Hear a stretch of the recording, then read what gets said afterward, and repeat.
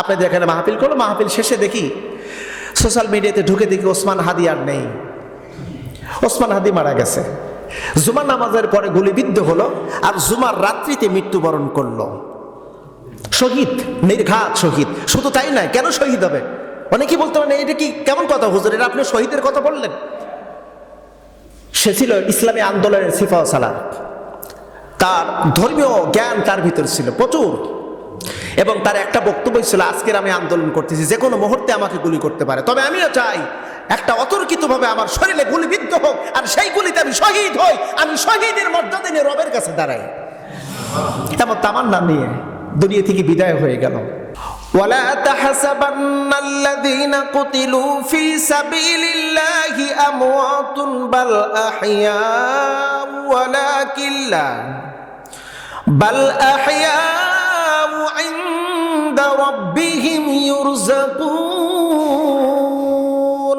আল্লাহ পাক বললেন তোমরা এরকম ধারণা করো না, ওয়ালা তাহসাবান্নাল্লাযীনা কুতিলু, তোমরা ধারণা করো না যারা আল্লাহর পথে মারা গেছে, আল্লাহর রাস্তায় যারা মারা গেছে তাদেরকে তোমরা মৃত বলে ধারণা করো না। বাল আহইয়াউ ইনদা রাব্বিহিম, বরং আল্লাহর নিকটে তারা জীবিত। সুবহানাল্লাহ। যারা শহীদ, যারা আল্লাহর পথে আল্লাহর রাস্তায় মৃত্যুবরণ করবে, আল্লাহ পাক তাদেরকে শহীদ আখ্যায়িত করেছেন। তারা আল্লাহর নিকটে জীবিত। আল্লাহ পাক বললেন আমার ওই মৃত ব্যক্তির ব্যাপারে আমার যেইটা সবচাইতে বেশি অনুগ্রহ, ভালোবাসা, রহমত, তা হলো তার ওই বডির ভিতরে, ওই লাশের উপরে আমি আমার রবের পক্ষ থেকে রিজিক দান করে থাকি। জোরে করে একটু সুবহানাল্লাহ। আল্লাহ পাক বলছেন ইনদা রাব্বিহিম ইরযাকুন, ওই বডির মধ্যে আমি রিজিক দেই। কি রিজিক? রিজিকটা হলো, আমরা জানি মানুষ, আমরা অনেকে দেখেছি যারা কবর খোঁড়ে, কবর খুঁড়তে গিয়ে দেখা যায় অনেক মানুষের বিভিন্ন রকমের অঙ্গ প্রত্যঙ্গ আমরা দেখতে পাই, কঙ্কাল দেখতে পাই। প্রিয় নবী বলেন যারা শহীদ হবে, শহীদদের লাশ, শহীদদের বডি মাটি খাইতে পারবে না, কোনো পোকামাকড় খেতে পারবে না। কারণ কি জন্য? মুসলমান, যেহেতু আল্লাহ পাক বলেছে আমি ওই আমার পথে যারা মৃত্যুবরণ করলো আমি তাদেরকে জীবিত রাখি আর তাদের বডির মধ্যে আমি রিজিক দেই, যার কারণে ওই বডিটাকে কোনো মাটি, কোনো পোকামাকড় স্পর্শ করতে পারে না। অসংখ্য হাদিস দ্বারা প্রমাণিত, অসংখ্য ঐতিহাসিকদের ঘটনা দ্বারা প্রমাণিত, যারা বদরের প্রান্তরে শহীদ হয়েছিল, উহুদের প্রান্তরে শহীদ হয়েছিল, হুনাইনের যুদ্ধে শহীদ হয়েছিল, বিভিন্ন যুদ্ধে যারা শহীদ হয়েছিল, ওই শহীদদের লাশ কয়েকশো বছর পর তাদের লাশ যখন কোনো একটা কারণে যখন তাদের লাশ যখন প্রকাশ পায়, ওই লাশ দেখার পরে তারা অনুধাবন করেছে মনে হয় সদ্য এই লাশটাকে দাফন করা হয়েছে, কোনো ক্ষত বিক্ষত হয়নি। কারণ আল্লাহ নিজে ওয়াদা দিয়েছেন বান্দা তুমি যদি শহীদ হও, আমার রাস্তায় তুমি যদি মৃত্যুবরণ করো, আমি তোমার বডির মধ্যে আমি রিজিক দান করব। শহীদ মৃত্যু, আল্লাহর হাবিব বলেন শহীদের মৃত্যুর ভিতরে সবচাইতে মজার বিষয় হলো এপারে দুনিয়া, ওপারে হলো জান্নাত, মাঝখানে বাধা হলো মৃত্যু। মাঝখানে বাধা কি? মৃত্যু। মৃত্যুবরণ করতেই জান্নাতুল ফেরদাউসের অধিকারী হয়ে যায়। শহীদ মৃত্যুর সম্পর্কে প্রিয় নবী বলেন অন্যান্য মৃত্যুর মধ্যে যত কষ্ট আছে কিন্তু শহীদ মৃত্যুর মধ্যে কোনো কষ্ট নাই। সামান্যতম পিঁপড়া কাটার যন্ত্রণা, এটা হলো শহীদের মৃত্যুর যন্ত্রণা। সামান্য পিঁপড়া কাটলে যেরকম যন্ত্রণা, এরকম একটি যন্ত্রণা হবে। অন্যান্য মৃত্যুর বিষয়ে আমরা অবগত আছি। কত মানুষ হাসপাতালে দিনের পর দিন, মাসের পর মাস, বছরের পর বছর মৃত্যুর যন্ত্রণায় কাতরায়। আমরা অনেক ব্যক্তিকে দেখেছি যারা বছরের পর বছর বিছনায় শয্যাশায়িত হয়ে পেশাব পায়খানা অবস্থায় দিনের পর দিন, রাতের পর রাত এমন সময় অতিবাহিত করেন, অসুস্থ হয়ে বিভিন্নভাবে মৃত্যু। কিন্তু শহীদের মৃত্যু তাৎক্ষণিক, মুহূর্তের ভিতরেই। আল্লাহ পাক বলেন এই মৃত্যুটাকে আমি আল্লাহ সবচাইতে বেশি পছন্দ করি।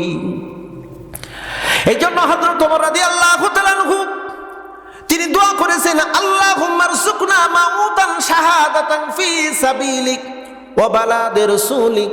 আয় আল্লাহ, তুমি আমাকে শহীদ মৃত্যু দান করো বিশ্ব নবীজির শহর মদিনায়।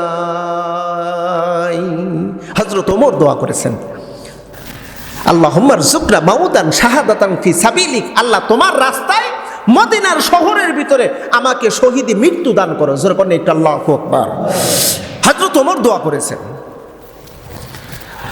অপ্রিয় বন্ধু, শুধু হযরত ওমরের দোয়া নয়, বিশ্ব নবীর দোয়া ছিল, আল্লাহুম্মা রযুকনা মাউতান শাহাদাতান ফি সাবিলিক। ও আল্লাহ, তুমি আমাকে মউত দাও, শহীদি মউত দাও তোমার রাস্তায়। সুম্মা আহিয়া, অতঃপর তুমি আমাকে আবার জীবিত করো। সুম্মা আমুত, অতঃপর তুমি আবার আমাকে মৃত্যু দাও। এভাবে বিশ্ব নবী 3 বার দোয়া করেছেন। একজন সাহাবী বলেন, নবীজি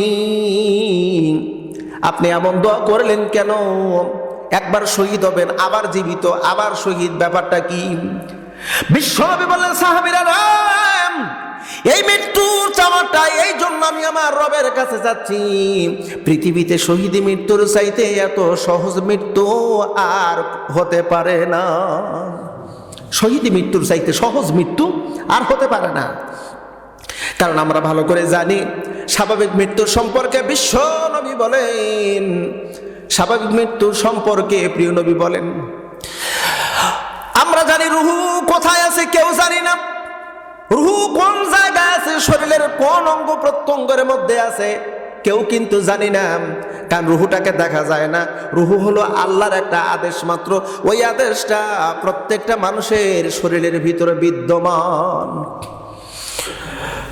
মালাকুল মউত যখন আসবে, মালাকুল মউতের কোটি কোটি সহযোগী ফেরেশতা আছে।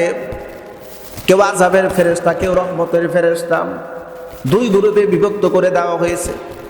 আল্লাহর হাবিব বলেন, যদি কোনো ব্যক্তির কাছে আযাবের ফেরেশতা চলে আসে তার রুহুটা বের করার জন্য, এই রুহুটা পুরো শরীরের মধ্যে দৌড়াদৌড়ি করে, পুরো শরীরের ভিতরে দৌড়াদৌড়ি করে, তার রুহুটা বের করা হয়। এমন করে দৃষ্টান্ত দেওয়া হয়েছে, হুজুর বলেন, কোন মানুষের শরীরের ভিতরে যদি বর্ষি যদি ঢুকানো হয়, ওই বর্ষিটা শরীরের ভিতরে গেঁথে গেছে, ওই বর্ষিটার সুতা ধরে যখন টান দেওয়া হয়, দেখো যেন মনে হচ্ছে তার ওই যেই জায়গায় ঢুকানো হয়েছে ওখান থেকে যেন মাংস কোষ কোষ যেন বের হয়ে আসতেছে। ঠিক তদ্রূপভাবে রুহুকে ধরার জন্য আযাবের ফেরেশতা এমন করবে, পুরো শরীর থেকে যেন মাংস টেনে টেনে বের করা হচ্ছে। এই জন্য আল্লাহর হাবিব বলেছেন, মৃত্যুর ব্যাপারে রাসূল বলেছেন, লা ইলাহা ইল্লাল্লাহ ইন্নাল মাউতুস সাকারা। আল্লাহ তুমি ছাড়া কোনো ইলাহ নাই, তুমি ছাড়া কোনো আমার রব নাই, নিশ্চয়ই মৃত্যু হলো বড় ধরনের যন্ত্রণা। ইন্নাল মাউতুস সাকারা, হুজুর নিজে বলেছেন, বুখারীর বর্ণনায় আছে, মৃত্যু বড় কঠিন যন্ত্রণা।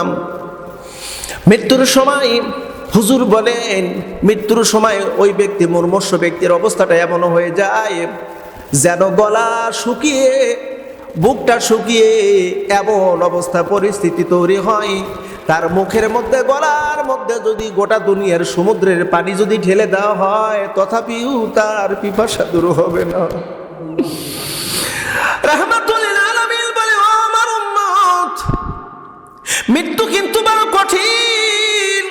এই মৃত্যুর সময় অনেক মানুষ বেঈমান হয়ে যায়, অনেক মানুষ বেঈমান হয়ে যায়, ইহুদি হয় অথবা খ্রিস্টান হয়ে মারা যায়। প্রিয় বন্ধুরা, এই জন্য রাসূল বলেন, মৃত্যু ব্যক্তি যখন মুমূর্ষু ব্যক্তির কাছে যাবা, খুব যন্ত্রণা হচ্ছে, সূরাতুল ইয়াসিন তেলাওয়াত করবা। ওই মুহূর্তে ইবলিস ওই মৃত ব্যক্তি, মুমূর্ষু ব্যক্তির সামনে আসতে পারবে না। সূরা ইয়াসিন তেলাওয়াত করো, আল্লাহ তার মৃত্যুটা সহজ করে দিবে।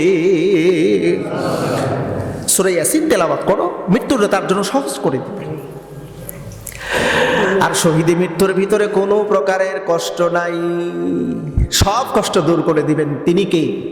একটু জোরে বলুন, তিনি কে? প্রিয় বন্ধুরা, আমরা কথাও বিশ্বাস করি, আল্লাহ পাক রব্বুল আলামিন বলেছেন যারা শহীদ হবে কারা? এ ব্যাপারে আমরা যদি কোরআনুল কারীম যদি তালাশ করি, শহীদদের কারা শহীদ হবে, শুধু কাফের বেঈমানদের সাথে যুদ্ধ করলেই, ধর্মযুদ্ধে আঘাতপ্রাপ্ত হয়ে যদি মারা যায় তারাই কি শহীদ হবে, নাকি আর কেউ শহীদ হবে? শহীদ কারা? আমরা তো অনেক দেখেছি যার তার নামের পিছনে শহীদ লেখা হয়। কথা বলেন, এরকম দেখেছেন না আপনারা? আমি দেখেছি অসংখ্য জায়গায়। চান্দাইকোনা, অনেক দিন আগের কথা, 2016 অথবা 17 হবে এরকম। তো আমি মাহফিলে যাচ্ছি, মাহফিলে যাওয়ার সময় ওখানে চান্দাইকোনা কলেজের গেটে এখানে দেখি যে একজন শহীদের নাম লেখা আছে। তো আমি অবাক হয়ে গেলাম, যার নামের পূর্বে শহীদ লেখা হলো ওই লোকটা মুসলিম না, ও একজন হিন্দুর নামে শহীদ লেখা হয়েছে। অথচ মুসলমান, আপনারা কি জানেন কিয়ামতের ময়দানে আল্লাহ পাক সমস্ত মানুষকে উলঙ্গ করে তুলবে, কারোর পরনে কাপড় থাকবে না, একমাত্র ইব্রাহিম আলাইহিস সালামের পরনে কাপড় থাকবে। আর আমাদের নবী, প্রিয় নবী মুহাম্মদ সাল্লাল্লাহু আলাইহি ওয়াসাল্লামের শরীরে কাপড় থাকবে। সবগুলো মানুষ উলঙ্গ হয়ে উঠবে। আম্মা জানা আয়েশা সিদ্দিকা রাদিয়াল্লাহু তাআলা আনহা বলেন, ও নবীজি, তাহলে তো কতই না লজ্জাকর বিষয় হবে, আমিও কি উলঙ্গ হয়ে উঠব? আল্লাহর হাবিব বলেন, হ্যাঁ তুমিও উঠবা। আম্মাজান বললেন, তাহলে তো বড়ই লজ্জার বিষয়। আল্লাহর হাবিব বলেন, কে কার চেহারার দিকে তাকাবে এমন সুযোগ পাবে না, সবার নজর থাকবে আর সে আজিমের দিকে। আর মুখ দিয়ে একটা শব্দ বের হবে, রাব্বি ইয়া নফসি, আল্লাহ আমার নফসের খবর কি? কে কার চেহারার দিকে তাকাবে? ওই অপশন, ওই সুযোগ নাই।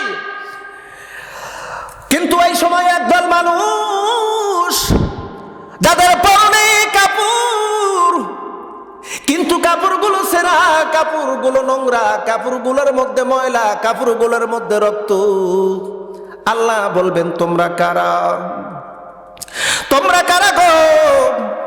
ওরা বলবে, রব্বে কারীম, আমরা তো সেই মানুষ, যেই মানুষগুলো তোমার হুকুম বাস্তবায়নের ক্ষেত্রে, তোমার হুকুম মতে চলে, তোমার রাস্তায় চলতে গিয়ে আমরা শহীদ হয়েছি। আল্লাহ দেখো, এখন আমার শরীর দিয়ে রক্ত বের হচ্ছে। আল্লাহ দেখো, আমার শরীরের ভিতর গুলি করেছে, বল্লম দিয়ে আমার শরীরকে কেটে টুকরো টুকরো করেছে, এফর ওপর করে দিয়েছে। আমার রক্ত দেখো, আমার শরীর দেখো। আল্লাহ বলবে, শহীদরা, ওদের শরীরের ভিতরে পোশাক আছে, ওদের শরীরের মধ্যে পোশাক। আল্লাহ পাক শহীদ দিন কি বলবেন, যা যাম, আমার দিন মতে তোরা চলেছিস, আজকে তোদেরকে বিনে হিসাবে আমি আল্লাহ জান্নাত দিয়ে দিলাম।